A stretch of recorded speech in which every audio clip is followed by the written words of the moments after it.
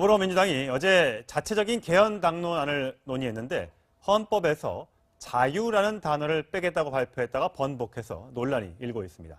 자유한국당은 여당이 추진하는 개헌이 사회주의 헌법이라며 반발하고 있습니다. 네, 그럼 국회 취재기자 연결해 보겠습니다. 송찬욱 기자. 네, 국회입니다. 네, 민주당이 준비하고 있는 개헌안에는 어떤 내용이 들어있는 건가요? 네, 우선 더불어민주당은 잠시 뒤에 의원총회를 열어서 개헌 당론을 확정할 예정입니다. 어제도 개헌에 대한 당내 논의가 있긴 했었는데 자유라는 단어를 놓고 소동이 있었습니다. 당초 어제 의원총회를 마친 뒤에 재윤경 원내대변인은 자유민주적 기본질서의 의미를 더 넓히겠다면서 자유를 빼겠다고 발표를 했습니다. 하지만 불과 4시간 만에 이 발표를 번복을 했는데요. 그 자유를 빼는 건 대변인의 착오로 인해서 잘못 전달이 됐다는 겁니다. 민주당 의원들을 대상으로 한 설문조사에서도 120명 가운데 70명 이상이 자유라는 단어를 삭제하는데 반대했다는 설명도 덧붙였습니다. 민주당은 또 그 개헌안의 헌법 전문에 박근혜 전 대통령의 탄핵을 이끌기도 했던 촛불 시민혁명을 놓기로 해 야당의 반발이 나오고 있습니다. 자, 여당 대변인의 착오다. 아마 자유한국당 쪽에서는 이게 여론 떠보기 아니냐 아마 이런 반응이 나올 것 같은데 어떻습니까?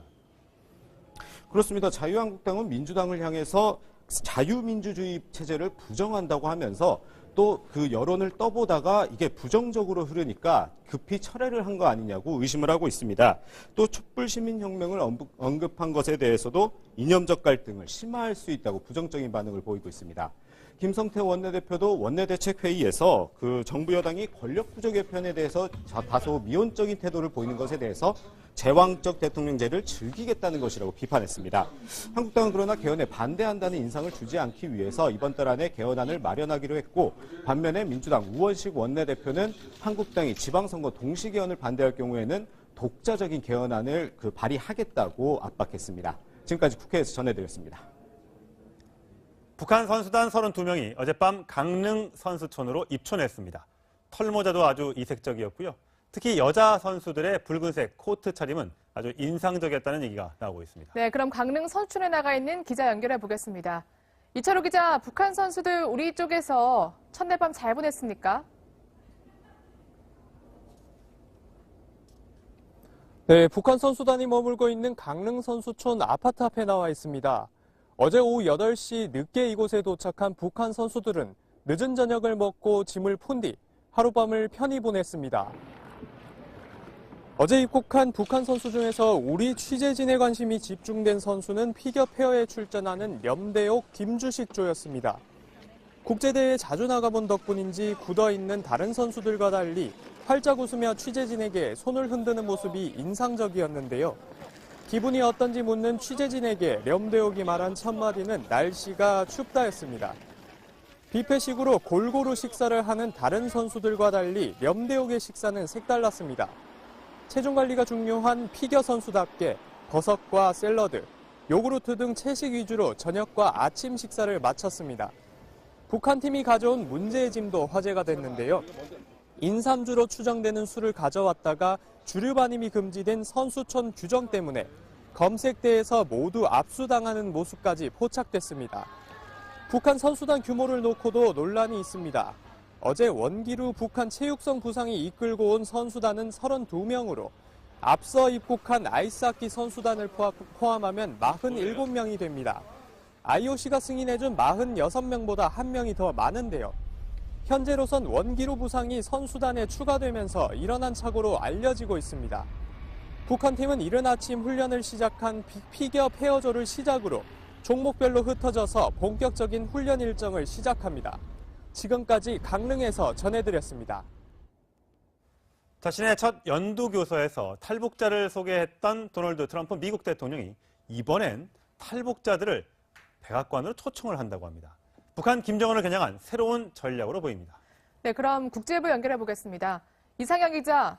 네, 국제부입니다. 네, 트럼프 대통령이 이번에는 탈북자들을 여러 명이나 만날 거라고요. 네, 트럼프 대통령은 현지 시간으로 2일 백악관으로 탈북자들을 초청해 만난다는 계획입니다. 한국과 미국에 거주하는 탈북자 5명에서 6명을 초청해 직접 대북 인권 문제를 들어보겠다는 계획인데요. 지난달 30일 있었던 첫 국정연설에서 탈북자 지성우 씨를 소개한 데 이어서 이번에는 직접 만난다는 계획이어서 대북 인권 문제에 대한 압박을 펼쳐나가겠다는 뜻으로 해석됩니다. 북한 인권 문제를 적극 부각시키고 대외적으로는 대북 제재에 대한 정당성을 알린다는 뜻으로도 분석됩니다. 자, 이런 가운데 워싱턴에서는 이른바 코피 전략, 이 논란이 아주 뜨겁다고요. 네, 워싱턴에서는 코피 전략에 대한 찬반 논란이 뜨거워지는 모양새입니다. 빅터 차 교수의 주한 미대사 낙마설이 뒤집어 놓고 보면 트럼프 대통령이 그만큼 코피 전략을 고집하고 있다는 뜻으로 해석된 건데요. 현재 언론들은 북한이 코피 전략에 보복하지 않을 것이라고 보는 것은 도박이라면서 많은 한반도 전문가들이 이 전략에 반대하고 있다고 보도했습니다. 논란이 뜨거워지자 백악관의 한 관리는 언론 인터뷰를 통해서 코피 전략은 언론이 만들어낸 허구라고 주장하기도 했습니다. 네, 이런 정황 때문일까요? 북한이 지금 미국의 전쟁 위협을 지금 주장하고 있죠? 네, 조선중앙통신은 리용호 북한 외무상이 구테레스 유엔 사무총장에게 편지를 보냈다고 밝혔습니다. 리 외무상은 편지를 통해서 미국의 핵전쟁 도발 책동은 완전히 중지하기 위해서 유엔이 노력해달라며 미국이 전략 자산을 한반도 주변에 끌어들여 정세를 격화시키려 하고 있다고도 썼는데요. 이 편지에서 리 외무상은 한미연합 군사훈련을 언급하면서 보고만 있지는 않을 것이라고도 밝혔습니다. 북한은 미국 핵추진 항공모함 칼빈슨 전단의 괌 이동 배치를 반대하고 올림픽 기간 뒤로 미룬 한미합동 군사훈련을 견제하려는 외교전에 본격적으로 나선 것으로 보입니다. 지금까지 국제부에서 전해드렸습니다.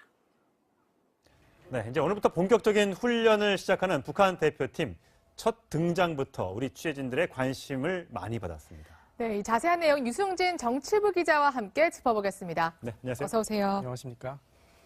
네, 어제 정말 그야말로 약간 이색적인 장면이다 이렇게 볼 수가 있겠는데요. 북한 선수들이 저렇게 입장하는 모습을 보일 수가 있습니다. 지금 렴대호 김주식 선수의 모습이 잡히고 있는데요. 굉장히 애띠고요. 다른 선수들은 이렇게 얼굴에 표정이 많지 않은데 저 그렇죠. 두 선수만 유독 표정이 밝습니다. 네.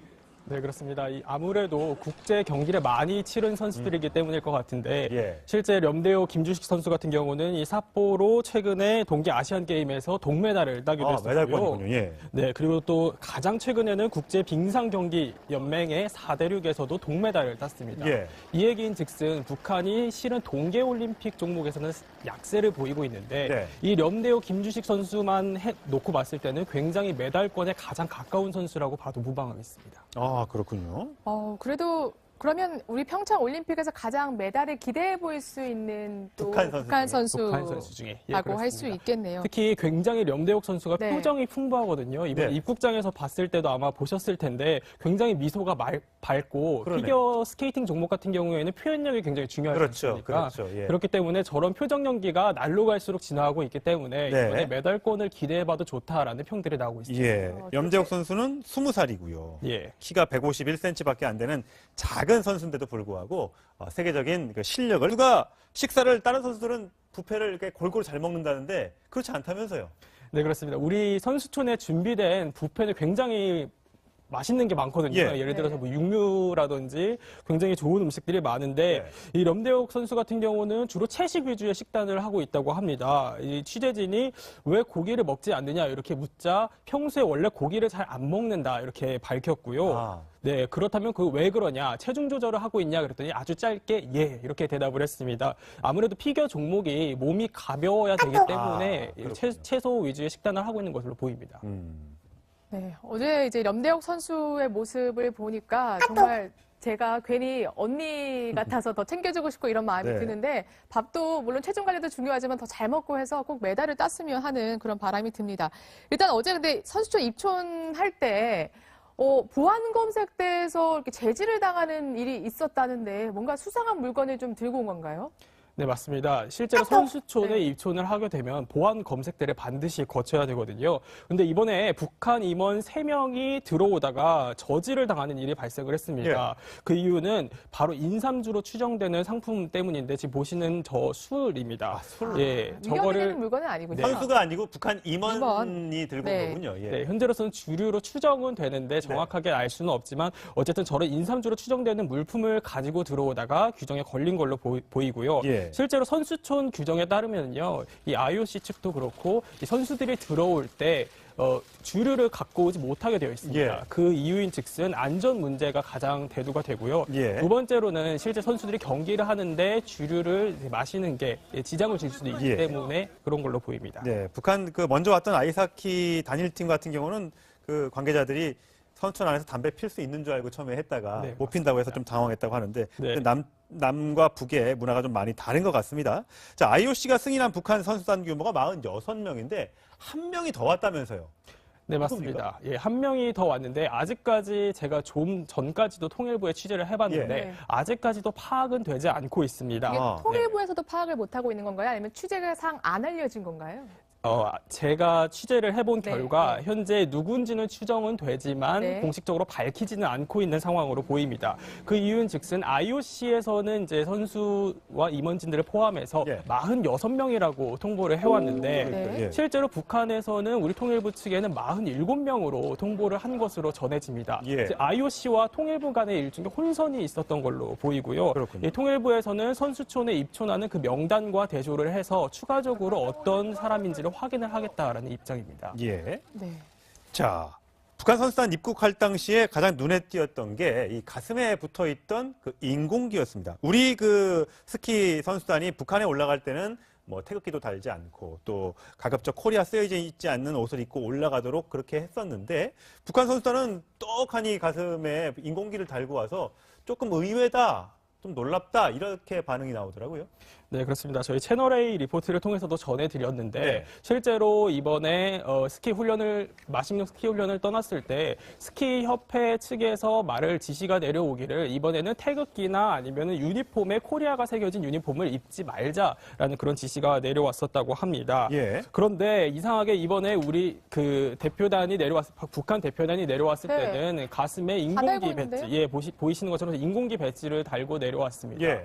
이에 대해 당국자는 뭐라고 해명을 했냐면요.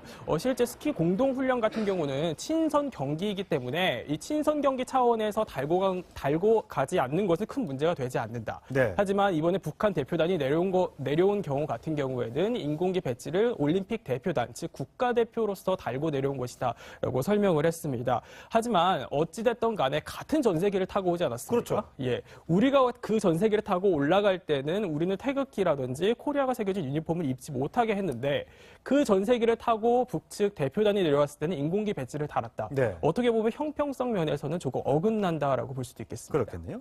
네, 염대혁 선수도 어제 마찬가지로 바깥에는 이 인공기가 또 안에는 또 김일성, 김정일 부자가 새겨진 배지를 달고 왔는데요. 과거에도 사실 이 선수들이 대회에 많이 나가서 이제 상을 많이 받았었는데 나가서 뭐 김정은을 많이 얘기한 적이 있습니다. 한번 들어보시죠. 동작이 잘 안 된다고요. 신경을 내고 짜증을 낸다면 서로의 화합이 잘 안 된다고 생각합니다. 실수를 할까봐 겁이 나고 자신심을 잃게 됩니다.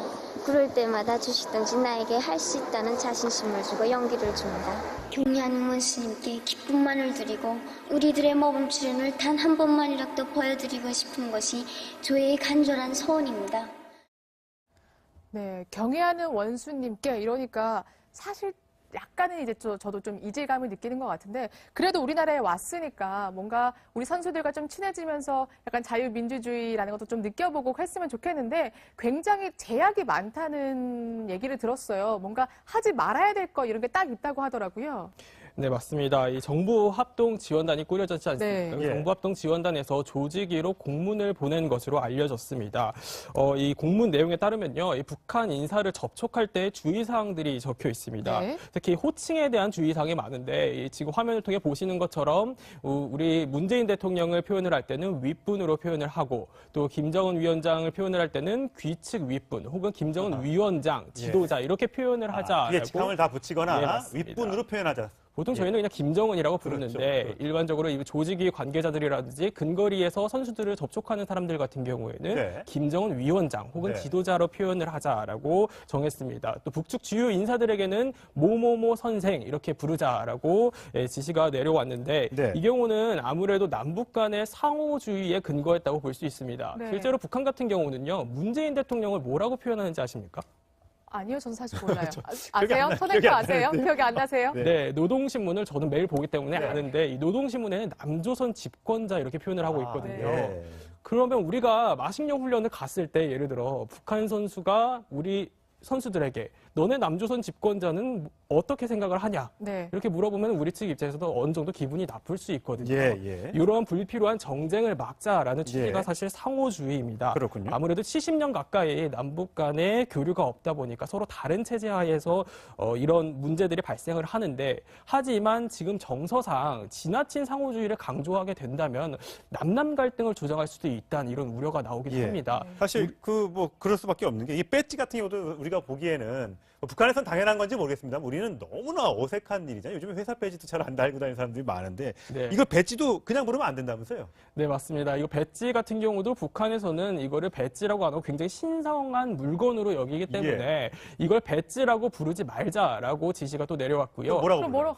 뭐라고? 아무래도 뭐 배지라고 부르기는 초상이라고 불러야 될 것 같습니다. 아, 예. 예, 배지라고는 부르면 안 될 것 같고요. 또 실제로 이 배지가 탐난다고 해서 탐이 나지는 않겠지만 혹시나 교환 요구를 할 수도 있지 않습니까? 내 거 뭐 줄 테니까 바꾸자? 예. 이런 문제들이 발생할 걸로 예상이 돼서 교환 요구 금지도 아, 함께 그래요? 내려온 걸로 보입니다. 교환은 안 되더라도 사실 전 북한 선수들 보면 뭔가 제 거 좋은 뭐 물건, 뭐 운동품이라도 있으면 주고 싶을 것 같은데 혹시 그것도 안 되나요?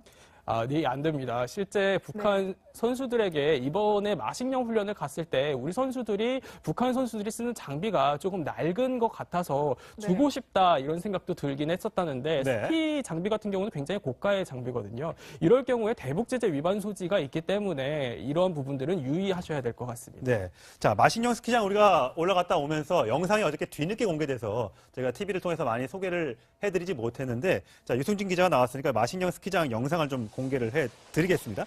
자, 가장 우려했던 건 이제 대북 제재 위반 소지가 있느냐 없느냐 그런 건데 어떻습니까? 네, 실제 아무래도 우리가 직접 북한으로 건너가기 때문에 이 북한에서 현금을 쓰게 되거나 아니면 우리가 어떤 물건을 주게 될 경우에 대북제재 위반 소지가 있거든요. 예. 그래서 이번에 통일부 같은 경우에는 같이 올라가는 관계자들에게 현금을 들고 가지 말자라는 어느 정도 협의를 봤다 그러고요. 예. 실제로 대부분 환전조차 해가지 않은 걸로 그렇군요. 알려집니다. 하지만 일일이 모두 확인한 건 아니기 때문에 이 부분에 대해서는 좀 더 추가 취재가 필요하다고 보이고요. 예. 네, 실제 전 세계를 놓고 며칠 전까지만 해도 착륙을 하기 전까지만 해도 사실 우리가 대북 제재에 놓고 굉장히 진땀을 많이 뺐었습니다. 왜냐하면은 미국 독자 제재에 따르면은요, 이 북한을 들어간 비행기 같은 경우는 180일간 미국을 들어가지 못하게 금지를 하고 있습니다. 이 때문에 자칫 이번에 전 세계를 띄운 아시아나 항공이 피해를 입을까 굉장히 진땀을 빼기도 했었습니다. 네. 이 때문에 대북 제재를 놓고 통일부가 굉장히 조심스러운 모양새를 보이고 있습니다. 예. 네, 지금 딱 보면 사실 마식령 북한이라는 느낌은 안 들고 어디 강원도에 네, 리조트 정말 것 같아요. 저희 리조트 네. 같은 느낌이 드는데 딱 봐도 시설이 나쁘지는 않습니다. 그리고 굉장히 북한 내에서는 고가로 알려져 있잖아요. 그래서 저희가 호텔을 직접 소개하는 직원의 목소리를 준비해봤습니다. 이거 100%다 마식령에서 나온 산나물들과 곡류들이란 말이에요. 인삼 제품만 개성지구에서 나오는 개성그릇 인삼, 유명한 개성그릇 인삼에 대해서 다 인삼이 세계적으로 유명한 거니까 매 비싸다. 외국인들 안에서 오는 행식 갖다놔요. 그래서 이제 돈 요구하시면 또 잘 해드릴 수 있습니다. 네, 남측 관계자들한테 할인도 해줄 수 있다. 저렇게 여유인지 모르겠습니다. 네. 예. 굉장히 여유로운 모습을 보이고 있는데. 저게 마식령 호텔 안에 있는 상점이죠. 예, 맞습니다. 마식령 안에 있는 상점이고요. 또 굉장히 눈에 띄는 점이 지금 보시는 것처럼 신선칸이 있습니다. 이렇게 신선칸을 직접 비치를 해놓고요. 예. 마식령에서 나온 산나물이라든지 특산품들을 팔고 있는데 예. 이런 신선칸은 사실 북한을 취재하는 제 입장에서도 조선중앙TV를 통해서는 쉽게 볼 수 없는 화면이었거든요. 예. 굉장히 놀라웠던 기억이 납니다. 그러군요. 예. 그뿐만 아니라 저는 놀란 게 오늘 아침에 그 영상을 저도 한번 살펴봤는데 해외 명품들이 좀 있습니다. 뭐 저희가 로고를 보면 많은 분들이 아시겠습니다만 그 마식령 여자 봉사원의 얘기 한번 더 들어보시죠. 명품 발리 이렇게 가방 같은 게 많아요. 그 스위스. 예, 맞습니다. 맞습니다. 그러면 41,000이라고 적혀 있는 거는 가격이 얼마예요? 이거 가격이 얼마라고? 41,000원, 보시다시피 41,000원인데 어떤 가격을? 달러로. 그것도 한 400달러 정도 됩니다. 진짜 근데 사실 저 명품 가방 굉장히 비싼 걸로 알고 있거든요. 근데 생각보다는 가격이 싸서 살짝 놀라기도 했고 두 번째로는 저게 진짠가 이런 생각이 좀 들더라고요. 네, 그런 의문이 아무래도 드실 네. 겁니다. 예, 중국에서 이른바 소위 가짜 명품들, 위조 명품들을 들여왔을 가능성도 있고요. 실제로 저 가격을 낮춘 이유를 살펴보면요. 네. 유엔 대북 제재에 따르면 실제로 그 사치품에 대한 규정이 좀 애매모호합니다. 애매모호해요. 예, 아예 예. 못 들어오는 거 아닌가 보죠. 예, 사치품에 대한 규정이 정확하게 금액을 제시하고는 있지만 대략 한 700달러 선으로 추정은 되거든요. 그래서 그 이유 때문에 어느 정도 가격 표시는 낮춰놨다라고 볼 수도 있겠고요. 하지만 EU 같은 경우는요, 유럽연합 같은 경우는 거의 사치품 핸드백이라든지 가방, 가죽 같은 경우는 거의 들여오지 못하게 하고 있습니다. 예. 그럴 경우에는 지금 해당 브랜드 같은 경우에는 유럽 쪽 브랜드로 알고 있는데 이 문제 때문에 어느 정도 대북 제재에 또 위반 소지가 될 수도 있다라고 해석을 해볼 수도 있는 부분입니다. 그렇군요. 이게 룸 서비스도 된다면서요? 네, 그렇습니다. 실제 호텔 내부를 찍은 화면을 보면요. 예. 룸 서비스도 제공이 되고 있습니다. 그 쉽게 말해서 우리가 흔히 객실에서 시켜 먹는 음식이라고 그쵸. 보면 예. 될 텐데 그 모두 다 영어로 번역이 되어 있고요. 예. 지금 저게 호텔방인 거죠? 예, 이게 호텔방입니다. 생각보다 굉장히 예. 좋은데요. 좋네요. 예. 굉장히 원목 느낌의 아주 따뜻하고 실제로 가본 사람들이요 굉장히 난방도 잘 된다 그러더라고요. 예. 굉장히 호화롭게 잘 꾸며놨는데 예. 실제 뭐 예를 들어서 장식 단설기 혹시 뭔지 아십니까? 단설기면 초콜릿 그 초코파이 단설기 할 때 초코 단설기 하잖아요. 예. 그런 겁니까? 그 추정을 해보실 수 있을 텐데 네. 장식 단설기는 스펀지 케이크입니다. 케이크군요. 스펀지 케이크를 네. 장식 단설기 이렇게 해석을 해놓고 냉장고 안에 콜라도 들었네요. 네, 보시는 것처럼 저희 그 해외 브랜드의 콜라도 실제 대동강 맥주도 들어가고. 예. 냉장고 안에 비치를 해놓고 있는 상황이고요. 그래서 굉장히 우리 흔히 한국에서 머무시는 호텔과 다를 바가 없다라고 보셔도 거의 예. 무방하겠고요. 실제로 뭐 비누라든지 뭐 로션 모든 게 다 영어로 다 번역이 되어 있고요. 네. 굉장히 잘 비치되어 있는 모습을 보실 수 있습니다. 네. 예. 저희가 북한을 홍보하기 위해서 보여드린 건 아니고요. 예, 이게 그렇습니다. 엄연한 북한의 뭔가 외국인들을 끌어들이기 위한 의도가 정말 있는 거죠. 네, 맞습니다. 실제로 네. 굉장히 다 영어로 잘 번역이 되어 있다는 예. 건요. 어떻게 보면 외국인을 상대로 한다. 즉 다시 말해서 이 마식령 호텔과 마식령 스키장이 외국인을 상대로 외화벌이를 하고 있다라는 걸 보여주는 어느 예. 정도의 방증이라고 해도 무방하겠고요. 이 실제로 얼마나 많은 외국인들이 찾는지는 잘 모르겠지만요. 네. 그 외화벌이 수단으로서 체제 선진에 앞장서고 있으면 확실해 보입니다. 예. 지진 다갈, 도마도 다갈, 네, 소세지, 꼴바싸, 뭐 여러 가지 음식들이 많이 나와 있는데 옆에 있는 건 북한 가격이기 때문에 네. 저보다 한 10배 정도 비싸죠. 북한 가격은요. 예. 저 뒤에 0을 하나 붙이시면 대충 추정을 해보실 수 그래요? 있습니다. 그럼 예. 2,500원, 예. 2,000원 바게트, 뭐 네네. 터진 다갈은 지진 다갈이군요. 지진 다갈. 지진 다갈 네네. 죄송합니다. 1,500원 이렇게 되는군요. 지진 예. 다갈이 프라이드 에그니까 저게 후라이를 얘기하는 구운 거예요. 달걀. 예. 네, 구운 달걀입니다. 예. 우리하고 좀 용어가 좀 많이 다른 것 같은데 어쨌든 북한이 우리나라를 통해서 이제 본인의 이 김정은의 치정물을 홍보, 선전하고자 하는 의도 분명히 저 부분에서 읽을 수 있을 것 같습니다. 오늘 말씀 잘 들었습니다. 감사합니다. 다음 소식입니다. 이 박근혜 전 대통령이 공직선거법 위반 혐의로 또다시 재판에 넘겨졌습니다. 2016년 총선 공천 때 친박계 인사들을 밀어주기 위해서 불법 여론조사에 관여한 혐의입니다. 김예빈 기자의 보도입니다. 박근혜 전 대통령이 지난 2016년 치러진 4.13 총선에서 국회의원 공천 과정에 불법으로 관여한 혐의로 재판에 넘겨졌습니다. 총선을 앞두고 친박계 인사들을 선거 당선 가능성이 큰 지역에 공천시키기 위해 청와대 주도로 120차례에 걸쳐 진박 감정용 여론조사를 하는 데에 개입한 혐의입니다.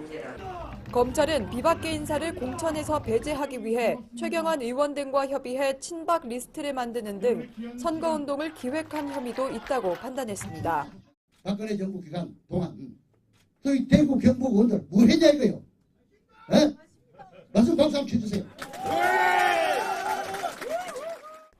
박 전 대통령의 혐의는 이번에 공직선거법 위반 혐의가 추가돼 기존의 뇌물과 직권남용 등을 포함해 모두 21개로 늘었습니다. 검찰은 또 국정원에서 불법 여론조사 비용 5억 원을 받은 혐의로 현기환 김재원 전 대통령 정무수석도 재판에 넘겼습니다. 또 국정원 특수활동비 상납 사건에 연루된 이원종 전 대통령 비서실장과 이현수 전 국정원 기조실장도 각각 뇌물 및 뇌물 공여 혐의 등으로 재판에 넘겼습니다. 채널A 뉴스 김유빈입니다.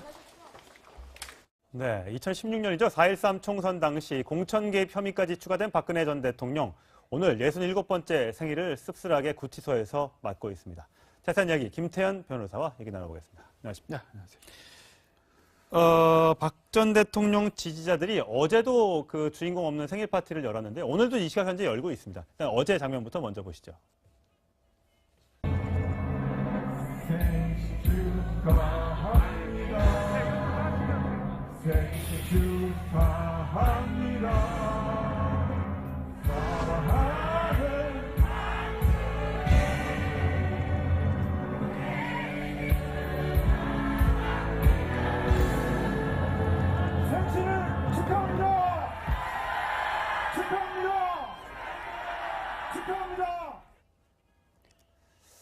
사실 저희 취재진이 지금 현재 서울 구치소 앞에 나가 있습니다만 열성 지지자들이 워낙 많이 모여 있어서 지금 접근이 어렵다고 합니다. 네. 그렇죠. 어쨌든 뭐 박근혜 전 대통령 예전에 이제 탄핵 사태 때도 그랬고 뭐 태극기 집회라고 하는 박근혜 전 대통령 열성 지지자 항상 있지 않습니까?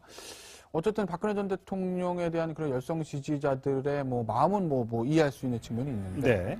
어쨌든 이제 그 지지자들로서는 박근혜 전 대통령의 뭐 모습을 한 번이라도 보고 싶겠으나 당분간은 그건 쉽진 않은 거예요. 현재로서는 이제 취재도 거부하고 있고 뭐 특정 매체를 이렇게 비토하는 그런 움직임이 좀 심한가 봅니다. 그래서 저희가 일단 현장을 보여드리진 못하고 있는데 일단 뭐 생일 선물은커녕 지금 박근혜 전 대통령이 원래 18가지 혐의로 처음에 기소가 됐지 않습니까? 지금 늘고 늘어서 벌써 21개째가 됐는데 이번에 추가된 것이 공천 개입 혐의라고. 그렇죠. 공천 개입 혐의. 그러니까 기본적으로 우리나라 공직선거법상 공무원은 선거에 개입하지 못하게 그렇죠. 됐습니다. 예. 그러니까 선거를 기획할 수도 없고 여론조사를 공표할 수도 없고 실시할 수도 없는데 이 세 가지를 다 했다라는 게 지금 검찰이 보고 있는 혐의입니다. 예. 그러니까 2016년 공천 때 이른바 뭐 우리가 진박 공천이라는 얘기를 했습니다. 그렇죠. 예. 그러니까 당시 이제 새누리당 입장에서 가장 단성되기 쉬운 곳이 대구.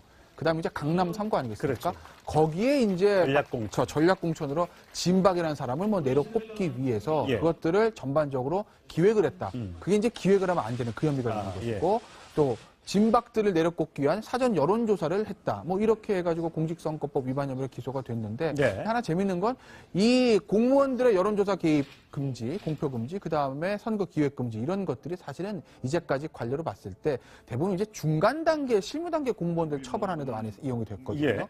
그런데 이렇게 가장 높은 공무원, 그러니까 어떻게 보면 우리나라의 1호 공무원 아니겠습니까? 예. 대통령. 예. 대통령을 당시 이제 대통령을 이 혐의, 공직선거법 위반 혐의로 처벌하는 경우는 거의 없었던 일인데 예. 어쨌든 박근혜 전 대통령이 이 혐의로 기소가 되게 된 거죠. 자, 박근혜 전 대통령이 사실 공천에 개입하기 위해서였는지 모르겠습니다만 2015년도 그러니까 총선이 있기 전부터 진실한 사람 또 배신의 정치를 처벌해달라 이런 얘기를 많이 했었습니다. 그 목소리 들어보시죠. 당선된 후에 신뢰를 어기는 배신의 정치는 결국 패권주의와 줄세우기 정치를 양산하는 것으로 반드시 선거에서 국민들께서 심판을 해 주셔야 할 것입니다. 국민을 위해서 진실한 사람들만이 선택받을 수 있도록 해 주시기를 부탁드립니다.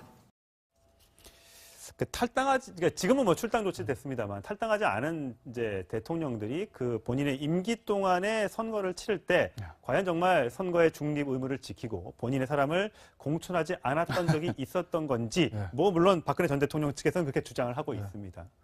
그렇죠. 정치적으로 그렇게 볼 수는 있어요. 대부분의 경우에 우리나라 정당의 어떤 현실상 대통령이 정말 공천에 하나도 개입하지 않았을까? 결국 대통령의 마음이 전달되지 않았을까? 그러면 모든 역대 대통령들도 여기서 자유롭지 않은 것 아니야? 라는 얘기는 할 수는 있으나 어쨌든 정치적으로는 그렇다고 하더라도 이것이 현행법 위반인 것은 맞거든요. 그렇죠. 예. 좀 시계를 좀 돌려서 보면 노무현 전 대통령이 당시에 그 열린우리당의 어떤 지지를 호소하는 이런 문제 때문에 그걸 탄핵까지 가지 않았습니까? 거기서도 노무현 전 대통령 그런 발언들이 선거법 위반은 맞다라고 확인은 됐습니다. 다만 그것이 대통령직에 파면을 시킬 만한 중대한 법 위반 아니다. 그래서 이제 탄핵이 기각이 좀 됐거든요.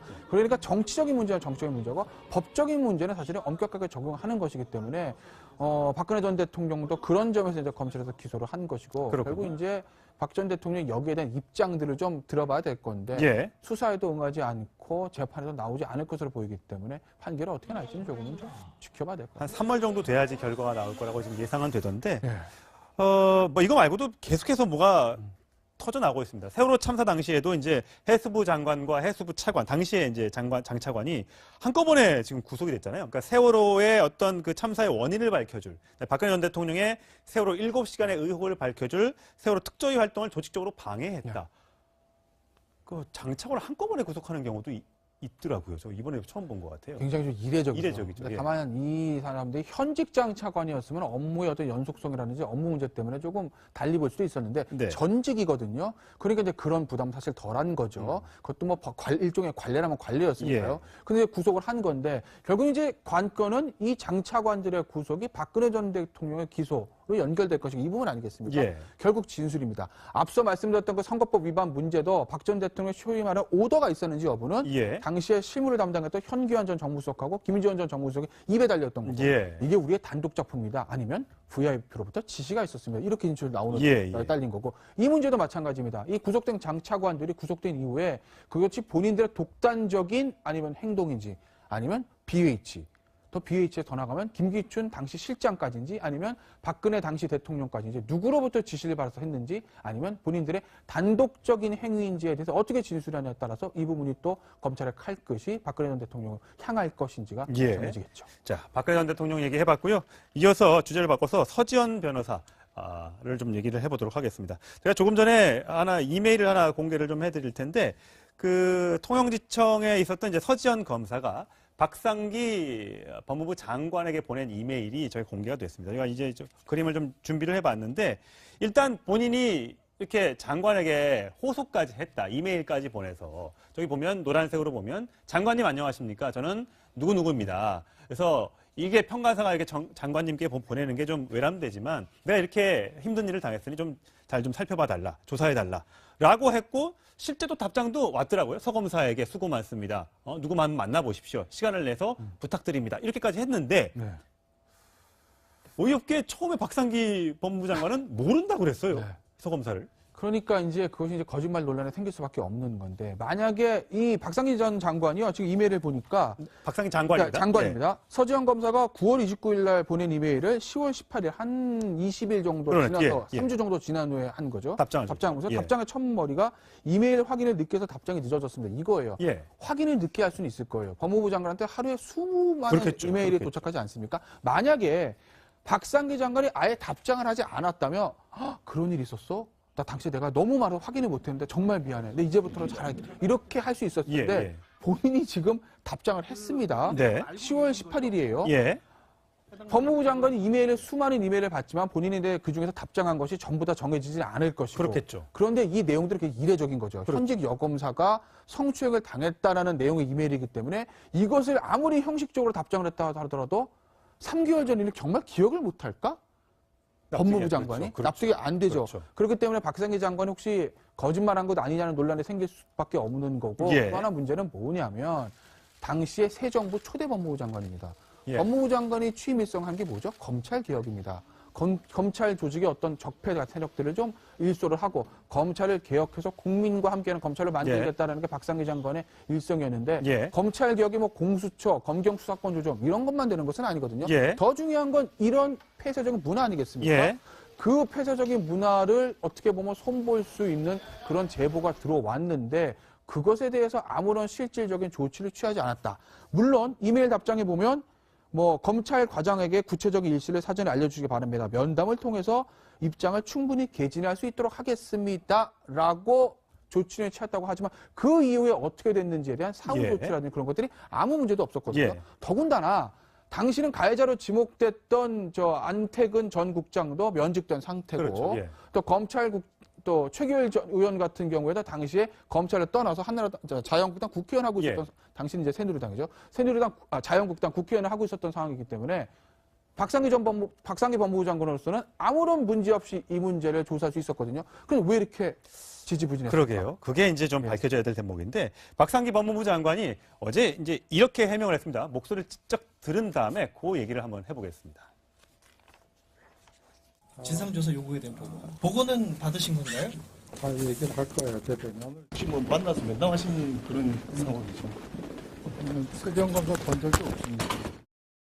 말은 사실일 수 있겠네요. 본 적은 없다. 사전, 이게 해석하기에 좀 나름인 것 같아요. 나는 전혀 이 사건을 모른다랑 서지현 검사를 본 적이 없습니다. 본 적이 없을 수 있죠. 본 적은 없겠죠. 그러니까 오히려 본 적이 있는 게 나을 뻔했어요. 본 적이 있다는 얘기는 이 이메일을 받은 이후에 본인이 서지현 검사 면담에서 뭔가 좀 조치를 취했겠다 이건데 본 적도 없다는 얘기는 본인이 서지현 검사하고 직접적인 면담을 하지 않았다는 거고 그런데 어쨌든 중요한 건 잘 모른다. 보고를 받은 적이 없다는 그런 부분이거든요. 물론 그것도 나는 지시만 했을 뿐이지 아래 검찰과장들이 잘 움직이지 않아서 사후에 어떤 조치를 내가 보고받지 않았어. 뭐 이렇게 얘기할 수도 있는데 그렇다고 하면 너무나 좀 어처구니 없는 일종의 직무유기성 발언이 아닌가 싶어요. 이 문제에 대해서는 박상기 법무장관이 좀 명쾌한 해명을 좀 내놔야 될 것 같아요. 조사가 좀 필요할 것 같아요. 하여튼 노정환 창원지검 통영지청장 직속 상관이지 않습니까? 본인이 일단 지난해 8월 벌써 한 6개월 전인데 부임하자마자 서지현 검사가 와서 성추행 사건으로 옛날 얘기지만 너무 힘들다, 좀 도와달라. 그래서 관련 사실을 상부에 알렸는데도 불구하고 별로 조치가 없었다는 거 아니에요. 그래서 메일까지 또 보내고 그런데도 답이 없고 그러니까 결국 언론을 통해서 공개할 수밖에 없었던 결국 이제 가래로 이제 점점 더 일이 커지고 있는 건데 사실 여기에 등장하는 사람이 하나 더 있죠. 최규일 자유한국당 의원입니다. 이 사건을 대해서 이제 무마하려고 했다라는 의혹이 불거져서 굉장히 논란이 되고 있는데 어제 기자들이 만나서 물어봤습니다. 한번 들어보시죠. 명예훼손으로 법적 대응도 하실 생각인가요? 후배 검사들이니까 그건 좀 더 생각을 해보겠습니다. 만나신 적은 있으시죠? 그러면 이문정 검사. 이문정 검사는 당시 법무부에 같이 있었기 때문에 그 당시에는 검사들하고 늘 보던 사이인데요. 호통 치거나 이런 일 그런 전혀 어깨를 없습니다. 치거나 이런 일 전혀 없습니다. 제가 아무리 생각해도 그 내용을 그 사실도 몰랐고 그런 사실을 은폐한 사실도 없습니다.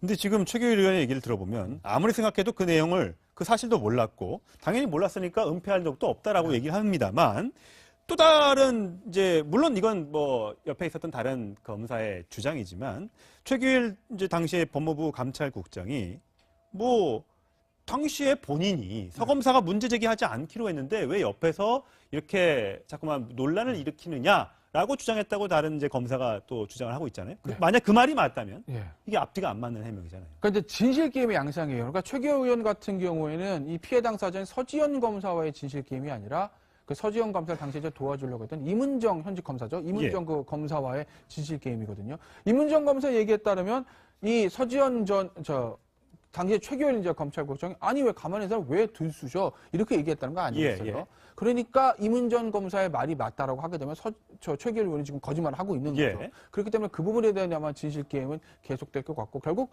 이 문제를 조금 밝혀야 되지 않을까 싶어요. 진상조사단에서. 왜냐하면 서지현 검사를 안태근 전 국장이 뭔가 성추행을 했다라는 거는 그건 아마 쉽게 밝혀질 겁니다. 그리고 어느 정도 지금 팩트는 좀 나와 있는 것 같은데. 본 사람들이 좀 있는 것 같더라고요. 그렇죠. 많기 때문에. 그런데 이제 이문정 검사와 이 최규일 의원 간의 이 문제는 둘만의 문제이기 때문에 이게 밝히기가 어떤 의미에서 보면 이 사건의 본질인 이 성추행 문제보다 이 은폐 문제, 이 문제가 조금 더 밝히기 좀 어려울 수도 있는 것이고 어떤 의미에선 중요성이 은폐 문제가 저는 더 중요성이 더 크다고 보는 거죠. 사실 이렇게 어렵게 그 고해성사를 했지 않습니까? 그 본인이 8년 전의 사건에 대해서 떠올리기 쉽지 않을 텐데. 근데 이게 2차 피해가 있다면서요. 보통 이렇게 되면 저 검사가 옛날에 무슨 행실이 바르지 못해서 능력도 없으면서 뭐 어디를 보내달라, 좋은 곳으로 보내달라 이런 게 이제 계속 소문처럼 떠도니까 이런 그 피해를 당해도 설마 바깥으로 입을 꺼내기가 어렵다는 이런 문화가 문제가 아니겠습니까? 결국 이제 그 조직 문화에서 그런 것들이 가장 문제지 않습니까? 근데 피해자들이 용기 있게 피해를 얘기하면 그것을 좀 감싸주고 진실을 밝혀줘야 되는데 왜 그랬지? 라는 의문들. 뭘 노리고 그러는 거야? 그렇게 보는 시선들이 있는데 이번에도 그런 것 같아요. 뭐 오늘 아침에 일부 이제 조간신문에서 그런 내용들 좀 보도를 했는데 검찰 내부, 물론 일부긴 하지만 검찰 내부에서 그런 시각이 있다는 거예요. 아니 왜 7년이나 돼서 지금 그래?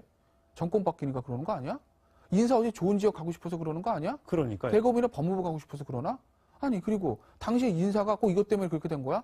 본인의 능력이 없어서 그런 거 아니야? 이런 시각들이 그렇죠. 지금 그런 있다는 거 아니겠습니까? 굉장히 이제 개탄스러운 그렇죠. 거죠. 예. 그러니까 일단 이렇게 되면 자꾸 이제 그런 문화가 생기게 되면 피해자들이 얘기를 못 그건 합니다. 당연하죠. 그러니까 오늘도 또 동아일보에서 보도한 내용들을 보면 지방에서 했던 여자 검사가 성추행을 당했는데 그 청에서 그 가해 당사자한테 인사 조치를 하겠다고 하니까 말아주세요라고 얘기했다는 거 아니겠습니까? 예. 왜 그렇게 얘기를 했겠어요? 이게 사건이 불거지는 게 좀 부담스럽다는 거 그렇죠. 아니겠습니까? 그렇죠. 피해 여감사들이. 예. 그러니까 부담스럽지 않게 본인들이 피해 사실을 좀 적극적으로 얘기할 수 있는 조직 문화, 사회 분위기를 좀 만들어 가야 되는데 이번 서지현 검사 사건이 그 시작점이 됐으면 하는 바람이 있습니다. 예. 오늘 말씀 잘 들었습니다. 예. 강용석 변호사가 아내와 부적절한 관계를 맺어 가정이 파탄났다며 강 변호사에게 1억 원을 청구한 유명 블로거 도도맘 김민아 씨의 전 남편 조모 씨. 이 손해배상 소송에서 결국 승소해서 위자료 4천만 원을 받게 됐습니다. 조 씨는 아이들의 바람막이로 평생을 살 것이라고 밝혔습니다. 홍준표 자유한국당 대표 자신에게 이른바 꼰대라는 수식어가 붙는 것에 대해 이렇게 말했습니다. 내가 문재인 후보보다 허적으로는 한 살이 밑이야. 그런데 나보고는 꼰대라고 그러고 문재인은 꼰대라고 안 그런단 말이야. 네, 누리꾼들은 꼰대는 본인이 꼰대인 걸 모르기 때문에 꼰대다 이렇게 지적했는데요. 대통령을 아직도 후보라고 부르는 것도 좋지는 않아 보입니다. 박금옥 신임 주 노르웨이 대사가 부임을 앞두고 돌연사직했습니다. 외교부 측에선 건강상의 이유라고 밝혔지만 내정 직후 왜 노르웨이를 내가 가야 되냐, 추워서 싫다고 말한 사실이 드러나면서 논란이 일고 있습니다. 마지막으로 생활 뉴스 살펴보겠습니다. 북한 예술단의 특별공연 티켓 응모가 잠시 후 12시부터 시작됩니다.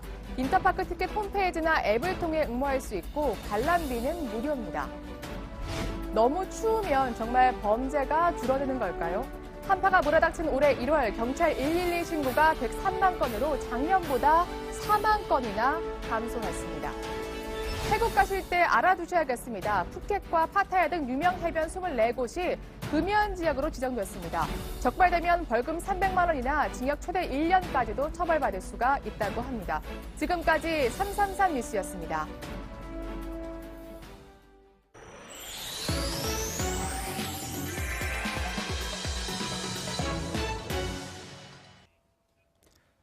지난달 유례 없는 맹추위로 인천 앞바다에서 유빙이 만들어졌습니다. 마치 북극이나 남극에 온 것 같은데요. 채널A 중계차가 현장에 나가 있습니다. 남아계정 캐스터, 나가 있는 곳이 어딘가요? 네, 저는 지금 인천 영종도 인근에 있는 삼목 선착장에 나와 있습니다. 네, 뒤로 이렇게 둥둥 얼음이 떠다니는데 언제부터 저렇게 언 건가요? 네, 이렇게 유빙이 관측되기 시작한 건 약 일주일 전입니다. 지금 이쪽으로 와보시면 제 바닷가, 제 뒤로 보이는 바다 위에 유빙이 둥둥 떠다니는 광경을 보실 수가 있습니다. 그런데 지금은 많이 녹은 상태지만 불과 그저께까지만 해도 이 바다에 크고 작은 유빙들이 빼곡히 차들어 있어서 바다인지 얼음나라인지 구분이 안 될 정도로 굉장히 심각한 모습이었다고 합니다. 더 심각한 건 이쪽으로 한번 와보시죠.